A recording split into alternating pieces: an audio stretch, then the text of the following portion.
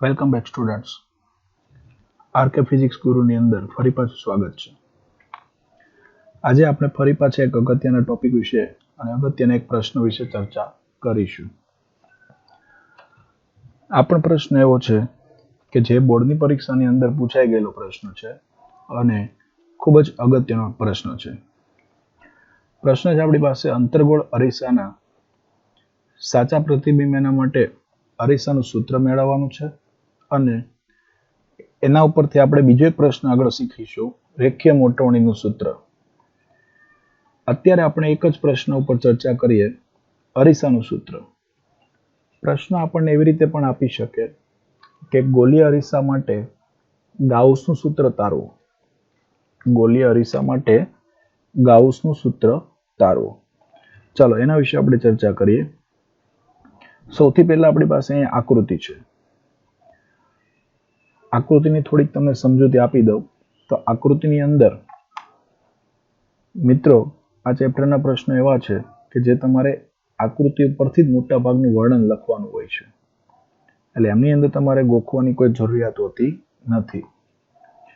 આકૃતિની આપણે સમજૂતી મેળવતા જોઈએ તો એમની અંદર સૌથી પહેલા અંતર્ગોળ અરીસો. આ અંતર્ગોળ અરીસાની સામે કોઈ એક એબી વસ્તુ છે.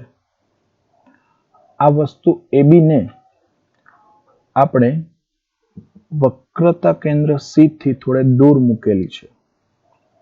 વસ્તુ એબી જેને આપણે વક્રતા કેન્દ્ર સી થી થોડે દૂર આ રીતે મૂકેલી છે.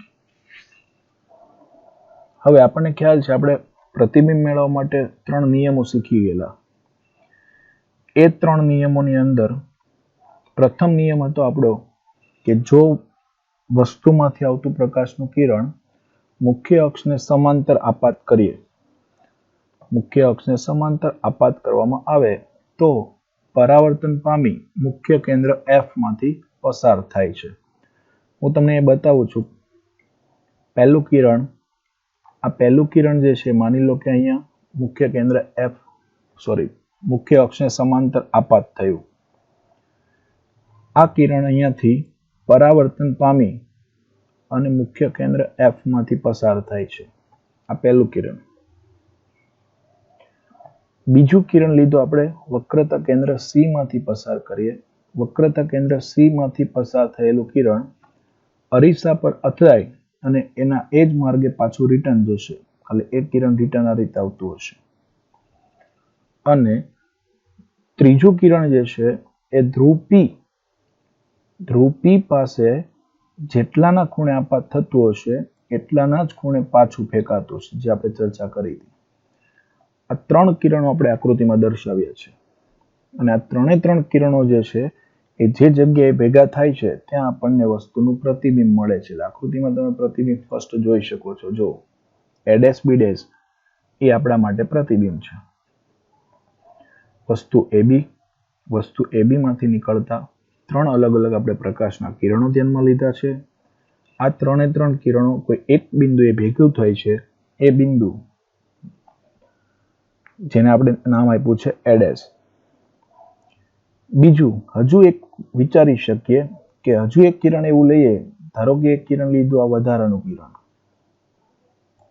શા માટે? તો હાલમાં આપણને જે અહીંયા કિરણ અલગ અલગ કિરણો ધ્યાનમાં લીધા અને એની મદદથી આપણને પ્રતિબિંબ મળેલું, એ પ્રતિબિંબ તમે સમજી શકો કે જો અહીંયા જે બિંદુ મળ્યું છે A', તો અહીંયા જે કઈ કિરણ આપણે ધ્યાનમાં લીધેલા એ બધા જ કિરણો A માંથી નીકળતા હતા. તો B નું શું? તો B માંથી પણ એક કિરણ આપણે ધ્યાનમાં લીધું કે જે અરીસા ઉપર આપાત થાય છે. સ્વાભાવિક છે, સૂક્ષ્મ સપાટી હશે અહીંયા, એટલે અથડાઈને એના એ જ માર્ગે પાછું રિટર્ન આવશે. તો એવી પરિસ્થિતિમાં બિંદુ A' માંથી તમે સીધી રેખા ડ્રો કરો, એટલે કે લંબ ડ્રો કરશો. એ જ્યાં પાછા ફેંકાતા કિરણને જ્યાં છેદશે ત્યાં તમને B નું પ્રતિબિંબ મળશે, B'. એટલે આ એક આપણી આકૃતિની રચના થઈ ગઈ. હવે એમની અંદર તમે નીચે જઈને જોઈ શકો છો કે નીચે આપણે અલગ અલગ અહીંયા દરેકના મૂલ્ય દર્શાવેલા છે. કેન્દ્ર લંબાઈ છે, પ્રતિબિંબ અંતર V છે, વસ્તુ અંતર U છે. એ દરેક આપણે અહીંયા દર્શાવી દીધા છે. F, V, અને યુ. જરૂર જણાય તો વક્રતા કેન્દ્ર સી સુધીનું અંતર એ પણ આપણે દર્શાવી શકીએ. એટલે આશા રાખું છું કે આકૃતિ તમને સમજાય હશે. હવે અહીંયા 3 કિરણો ધ્યાનમાં લીધા છે, તો એનો મતલબ એવો નથી કે માત્ર 3 જ કિરણ ઉત્પન્ન થતા હશે. કોઈ પણ વસ્તુમાંથી અસંખ્ય એટલે કે અનંત કિરણો ઉત્પન્ન થાય, પણ આપણને પ્રતિબિંબ મેળવવા માટે ઓછામાં ઓછા, હું તો એમ જ કહું છું, ઓછામાં ઓછા 2 કિરણની જરૂર છે. 2 કિરણ તમે ધ્યાનમાં લેશો તો આ બંને કિરણો જ્યાં છેદતા હશે ત્યાં તમને વસ્તુનું પ્રતિબિંબ મળી જશે. પણ સૂત્રની તારવણી કરવી છે આપણે, એટલા માટે આપણે એક વધારાનું ધ્રુવ P વાળું કિરણ એને ધ્યાનમાં લીધું છે. આકૃતિ તમે દોરી છે એ આકૃતિનું તમારે વર્ણન આપી દેવાનું છે. વધારે એમાં કંઈ નવીન છે નહીં. જે પ્રમાણે તમે આકૃતિ દોરતા જાવ છો એ જ પ્રમાણે તમારે વર્ણન પણ કરતું જવાનું છે. હવે આકૃતિની ભૂમિતિને આપણે ધ્યાનમાં લેવાની થશે. તો આકૃતિની ભૂમિતિ એને આપણે પકડીએ. એમની અંદર પહેલી વાત છે કે સમરૂપ ત્રિકોણો. તમે ધોરણ 10 ની અંદર સમરૂપતાનો પ્રમેય એવો ભણીને આવ્યા છો. એ સમરૂપતાના પ્રમેય પ્રમાણે આપણે વિચારીએ તો કયા કયા 2 ત્રિકોણો જે છે કે જેને આપણે સમરૂપ ત્રિકોણ તરીકે ગણી શકીએ. તો એમાં સમરૂપ ત્રિકોણોને સમજીએ એ પહેલા અહીંયા એક લાઈન આપણે ડ્રો કરીએ, જે આપણે આગળ પણ ચર્ચા કરી હતી એ મુજબ. ધારો કે M માંથી એક રેખા દોરીએ અને એ રેખા કે જે મુખ્ય અક્ષ પર લંબ દોરવામાં આવે. અહીંયા થોડી રેખા વાંકી ચૂકી દેખાય છે, પણ તમે ધ્યાન રાખજો, મુખ્ય અક્ષ પર જો રેખાને આ રીતે આપણે સીધી દોરશું તો અહીંયા આપણને કોઈ બીજું બિંદુ મળી શકે, જેને નામ આપીએ આપણે P'. તો આપણને ખ્યાલ છે P અને P' આ બંને વચ્ચેનું જે અંતર છે એ અંતર સૂક્ષ્મ હશે. એટલે તમે P થી કાઉન્ટ કરશો, P' થી કાઉન્ટ કરશો, એને કોઈ ફરક પડતો નથી.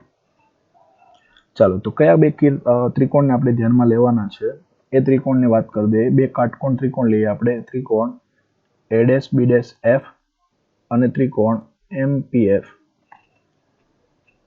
આ બંને ત્રિકોણો સમરૂપ ત્રિકોણો છે. A'B'F બરાબર. A'B'F અહીંયા તમને દેખાય છે. A', B' અને F. એક ત્રિકોણ આ છે. બીજો ત્રિકોણ જે છે, હું સીધી રેખા ડ્રો કરવા માટે એક એરાનો ઉપયોગ કરું છું. અહીંયા ત્રિકોણ રચાય. બીજો ત્રિકોણ છે, ત્રિકોણ આપણી પાસે MPF. આ બંને ત્રિકોણો સમરૂપ ત્રિકોણો થયા.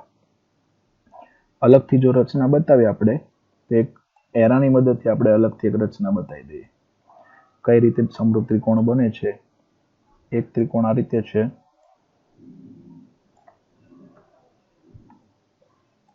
આ રીતની રચના થાય છે અને એક બાજુ આ રીતે જોઈન્ટ કરે છે. તમે ઉપરની આકૃતિ સાથે એને મેચ કરતા જજો. પણ મિત્રો ખાસ અહીંયા નોંધ કરજો કે સમગ્ર ચેપ્ટરની અંદર કોઈ પણ જગ્યા ઉપર કર્ણનો કોઈ ઉપયોગ થતો નથી. એટલે આપણે બાજુઓનો જ ઉપયોગ કરવાના છીએ. ચાલો, આ 2 ત્રિકોણ તમને સમજાયા હશે એની આશા રાખીએ આપણે. હવે સમરૂપતાનો શરત તમને એવું કહે છે, ભાઈ માનો કે આ ઊભી બાજુ છે તો એના છેદમાં તમે ઊભી બાજુ લઈ શકો. આ આડી બાજુ છે તો એના છેદમાં તમે આડી બાજુને લઈ શકો. મેં તમને હમણાં કીધું એ મુજબ કર્ણનો આપણે કોઈ ઉપયોગ કરવા નથી. એટલે અહીંયા હું તમને ચોકડી સ્વરૂપે બતાવું છું કે આ બાજુનો તમે કોઈ જગ્યાએ ઉપયોગ કરતા નહીં. કારણ કે આપણને જે અંતર ખબર છે એ અંતર આપણને સુરેખ અંતર જ ખબર છે. કર્ણના કોઈ અંતર આપણને ખબર હોતી નથી. ચાલો, સમરૂપતાની શરત પ્રમાણે આપણને જે ત્રિકોણ મળી ગયા છે એ ત્રિકોણ, એના પરથી આપણે જે ઇક્વેશન બનાવવાના છે એ ઇક્વેશન તમે જોઈ શકો અહીંયા. પહેલું જે ઇક્વેશન બને છે આપણી પાસે એ ઇક્વેશન છે B' A' એના છેદમાં PM. ફરી પાછી આ આકૃતિમાં હવે PM ની એક રચના બતાવી દો. હવે તમે જોઈ શકો છો, ઊભી બાજુ લીધી છે અહીંયા B' A', તો એના છેદમાં અહીંયા પણ ઊભી બાજુ લઈ શકાય. પછી આ બાજુના ભાગમાં તમે જોશો અહીંયા તો આડી બાજુ જે છે B' F એના છેદમાં લઈ શકાય FP. બરાબર, એટલે રચના થશે આપણી એ પ્રમાણે આપણને એક ઇક્વેશન મળ્યું છે. તમે બિંદુ P થી માપો છો તો પણ એને કોઈ ફરક પડવાનો નથી. બરાબર, હવે અહીંયા જે અંતર દેખાય છે તમને, આ PM, આ જે અંતર છે એ અંતર મુજબ તમે વિચારો તો આખો એક લંબચોરસ બનશે. હવે તમને તો ખબર જ છે કે લંબચોરસ હોય તો એ લંબચોરસની સામસામેની બાજુના માપ સરખા હોય. તો મતલબ થઈ ગયો MP = AB લખી શકાય. તો અહીંયા આપણે લખી દઈએ ભાઈ, આ જે MP અથવા PM છે એના સ્થાન ઉપર લખી દીધું આપણે અહીંયા AB. ચાલો, એ આપણું થઈ ગયું એક સમીકરણ 1. હવે નેક્સ્ટ સિચ્યુએશન ઉપર જોઈએ તો એમની અંદર બીજા બે ત્રિકોણને આપણે સમરૂપ ધ્યાનમાં લઈએ. બીજા કયા ત્રિકોણોને સમરૂપ ધ્યાનમાં લઈએ? તો ત્રિકોણ ABP. ત્રિકોણ ABP, અહીંયા દોરી બતાવી દઉં છું તમને. ABP અને ત્રિકોણ ABP. બંને સમરૂપ ત્રિકોણ છે. ફરી પાછી નીચે એક રચના બતાવી દો તમને. સોરી, આ AB બાજુ છે તમારી, મતલબ વસ્તુ AB છે. અહીંયા મુખ્ય અક્ષ અને ઉપર એક ત્રિકોણ તમારું રચાઈ ગયું, આ ત્રિકોણ ABP. અહીંયા તમને વસ્તુનું પ્રતિબિંબ મળે છે આ રીતે, અને એને તમે અહીંથી આમ જોઈન્ટ કરશો એટલે બે ત્રિકોણ તમારા સમરૂપ ત્રિકોણ થઈ ગયા. ત્રિકોણ ABP અને ત્રિકોણ ABP. ABP અને ત્રિકોણ ABP. ફરી પાછી સમરૂપતાની શરત લગાડી દો. ABB તો એના છેદમાં AB, PB એટલે અહીંયાથી લઈને આટલું અંતર થશે, બરાબર. PB આટલો ભાગ થશે, તો એના છેદમાં આખું અંતર આવશે PB, બરાબર. એટલે બે કાટકોણ ત્રિકોણો છે એના ઉપરથી આપણે શરત બનાવી દીધી છે. એ શરત પ્રમાણે તમે જોઈ શકો છો અહીંયા જે આપણે વાત કરી હતી એ મુજબની અહીંયા શરત તૈયાર થઈ ગઈ છે. હવે બંને સમીકરણની અંદર ડાબી બાજુ અને જમણી બાજુ તમે જોઈ શકો સમાન છે. સોરી, બંને સમીકરણની ડાબી બાજુ સમાન છે, મતલબ એવો થયો કે બંનેની જમણી બાજુ પણ સમાન છે. તો બંનેની જમણી બાજુ એને આપણે સરખાવી દઈએ, બરાબર. સરખાવી દીધા પછીની જે ચર્ચા છે આપણી, એમની અંદર માનો કે આ ઉપરનું સમીકરણ છે એ અને આ બંને બોક્સ દર્શાવેલા સમીકરણ એની ડાબી બાજુને સરખાવો તો જમણી બાજુ તમારી શું થશે? તો કે BF upon FP is equal to BP upon BP. ચાલો, આટલી વાત થઈ ગઈ. હવે એ પરિસ્થિતિ પ્રમાણે વિચારવાનું થશે. આપણે થોડુંક આગળ વિચારીએ. પણ BP upon BP આ ડિસ્ટન્સ તો આપણને આકૃતિ પરથી ડાયરેક્ટ મળી જશે. તમે જોઈ શકો છો, અહીંયા જોઈ લો. B અને P આ બે વચ્ચેનું અંતર, સીધું જ અંતર દેખાય છે આપણને, પ્રતિબિંબ અંતર V. સેમ રીતે B અને P વચ્ચેનું અંતર તમે લેશો તો સીધું દેખાય છે U. પણ એની સિવાયના જે બાજુના અંતરો છે આપણી પાસે, એ અંતરોમાં આ BF upon FP જે આપણને ખબર નથી, એ આપણે આકૃતિ પરથી મેળવવું પડશે. આકૃતિ પરથી મેળવવા માટે તમે જોવા જાઓ તો BF આટલું અંતર છે, આ BF. પણ આટલું અંતર તમને ખબર નથી. તમને જે અંતર ખબર છે એ અંતર તમને અહીંયાથી લઈને અહીંયા સુધીનું, એટલે કે BP સુધીનું અંતર ખબર છે. પણ મિત્રો, આ આખા અંતરમાંથી મને જે અંતર ખબર છે આ BF વાળું, સોરી, BP આખું અંતર ખબર છે, એમાંથી પાછળનું જે અંતર છે FP વાળું, એ અંતર બેક સાઈડનું આટલું અંતર જે છે એને હું બાદ કરી દઈશ. જો એને બાદ કરી દઈશ તો મને સ્વાભાવિક છે આટલું બાકીનું અંતર મળી જશે. એટલે મેં લખી દીધું છે અહીંયા BP minus FP. FP બરાબર ડાયરેક્ટ આપણને ખબર છે કેટલું છે, તો કે ભાઈ F છે, બરાબર. એ તો સીધું મળી જવાનું છે. ચાલો નેક્સ્ટ વિચારીએ.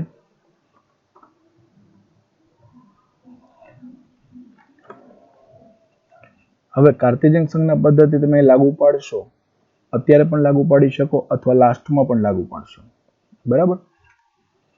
માની લો કે મેં તમને આગળ પણ ચર્ચા કરી છે કે અંતર્ગોળ અરીસો છે એટલે બધા જ અંતર તમારે ઋણ આવવાના છે. તો અહીંયા તમને દેખાય છે ભાઈ, જો કાર્ટેશિયન સંજ્ઞા પદ્ધતિ આપણે લાગુ પાડીએ તો માની લો કે ભાઈ અરીસો એના તરફ જે કિરણો જતા હોય એને આપણે ધન ગણવાના છે અને એના કરતા બાકીના જે અંતરો છે એને આપણે ઋણ ગણવાના છે. તો એ પ્રમાણે અહીંયા આપણી જે શરત પ્રમાણે તમને મેં કીધું હતું આગળ પણ કે તમારી પાસે બધા જ અંતર અહીંયા ઋણ આવવાના છે. તો અહીં તમે જોઈ શકો છો વસ્તુ અંતર છે, પ્રતિબિંબ અંતર છે, કેન્દ્ર લંબાઈ છે અને વસ્તુ અંતર છે. દરેક અંતર આપણી પાસે અહીંયા ઋણ છે. આ બધા જ અંતરોને જો આપણે સમીકરણની અંદર એડ કરી દઈએ તો કંઈક આપણને પહેલું સમીકરણ જે મળશે એ સમીકરણ કંઈક આપણું આવું હશે. હવે આમની અંદર જમણી બાજુ આ માઇનસ માઇનસ છે ઉપર નીચે એ બંને કેન્સલ થઈ જશે. પછી અહીંયા પણ ઉપર નીચે માઇનસ છે, પણ જોજો મિત્રો ભૂલ ના કરશો, કેન્સલ નહીં થાય અહીંયા, કારણ કે અહીંયા જે આ માઇનસ છે એ માઇનસ v નું પોતાનું છે. કૌંસની બહાર માઇનસ નથી. આ રીતે જો હું તમને બતાવું, આ રીતે હોય કદાચ કે ભાઈ ચાલો કૌંસની બહાર છે માઇનસ અને પછી કૌંસની અંદર આ રીતનું v પ્લસ f લખેલું છે અને એના છેદમાં માઇનસ f લખેલું છે, તો આપણે એમ કહી શકીએ આ કેન્સલ થાય.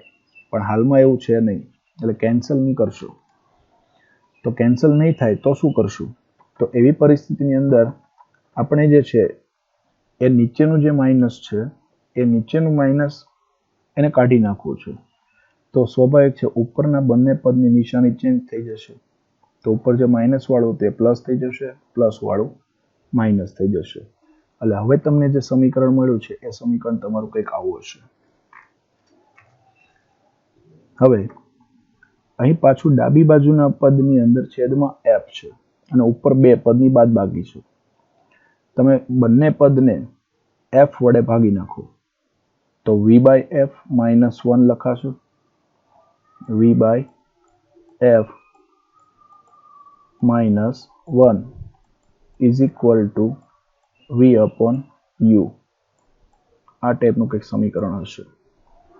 જો આ -1 ને હું બરાબરની પહેલી બાજુ મોકલી દઉં તો +1 થઈ જશે, જે અહીંયા દેખાય છે આપણને. બરાબર. ચાલો હવે એમની અંદર તમે બે રીતે કામ કરી શકો કે જો દરેકે દરેક પદને તમે v વડે ભાગી નાખો, અથવા એવું નથી કરવું તમારે તો આ બંને પદને તમે ભેગા પણ કરી શકો. એક પદ આ અને એક પદ આ. આ બંનેને ભેગા કરી અને તમે એમાંથી v ને કોમન કાઢી શકો.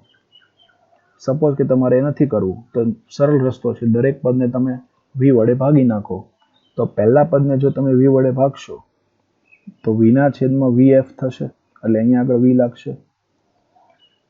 આના છેદમાં v આવશે અને આની સાથે uv થઈ જશે. અહીંયા v છે ઉપર કેન્સલ, નીચે કેન્સલ, અહીંયા v કેન્સલ.